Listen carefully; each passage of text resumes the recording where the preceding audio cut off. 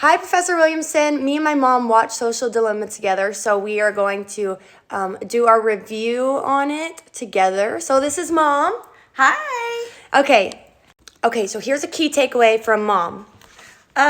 When the kids were probably in elementary school, there was a lot of pressure that all the parents were buying the kids phones, and you felt like for them to fit in that you needed to get them a phone. You had no idea what you were buying into.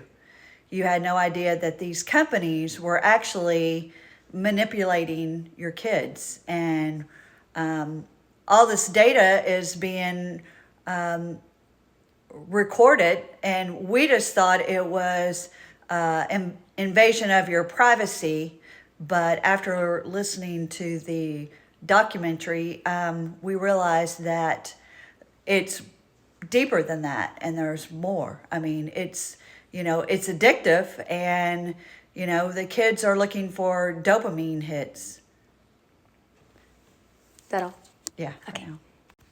One key takeaway I had was whenever they were doing like the interviews at the beginning and just asking all the heads from different social media departments, like one of the main guys from Google, somebody asked him what's the main cause of this issue, and everybody was kind of just like too stunned to speak, like they couldn't pinpoint exactly how this like started and what caused all of this. So I just thought it was interesting that nobody knew what was going on, and then it's such a big problem in our lives, but nobody knew like the root cause of what's going on with social media.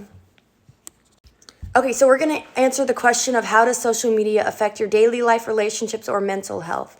And for me personally, I think social media really damages my mental health because you're so focused on what everyone else is doing, and you just think like, oh, like they have such a perfect life and I'm just sitting on the couch eating popcorn or whatever.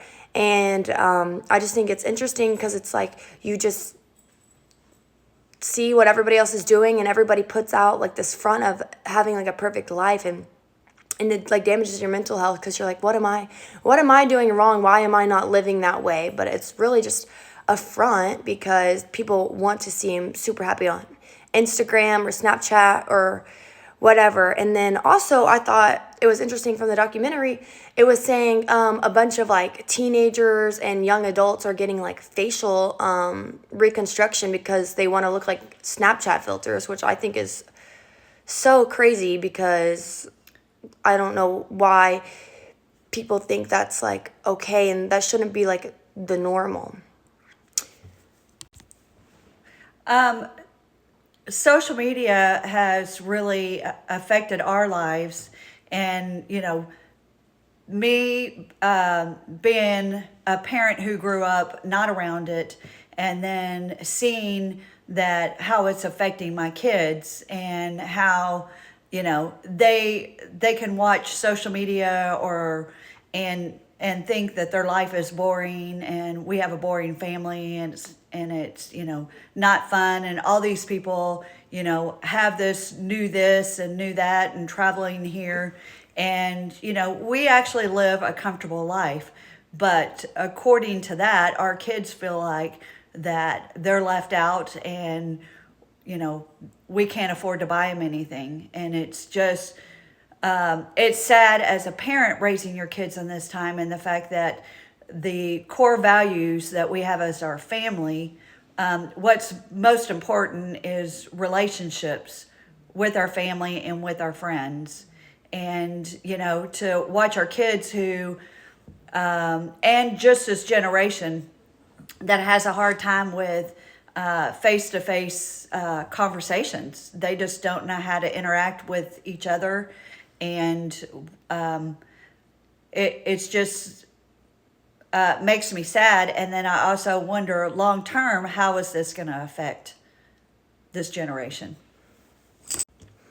I thought it was interesting how in the Social Dilemma they said if you aren't paying for the product, you are the product, and that brings me back to class discussion from a few weeks ago whenever we were talking about Google, and you know how like everything's free, and then they're really just selling ads, but really like we're the people being sold, like we are the product. And I think that's so crazy. And I think that's one of like the big reasons of why social media has probably gone downhill.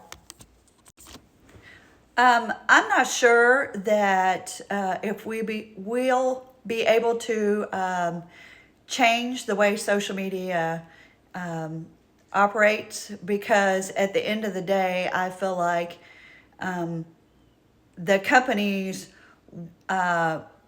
want customers and they want to make more money, and at the end of this, or the source of this, actually is money and greed. So I don't know that it can ever be reformed.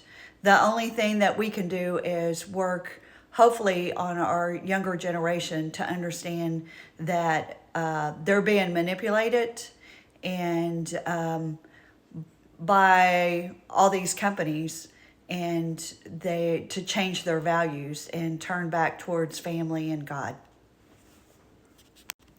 Those were our key takeaways and opinions on the social dilemma. Bye. Bye.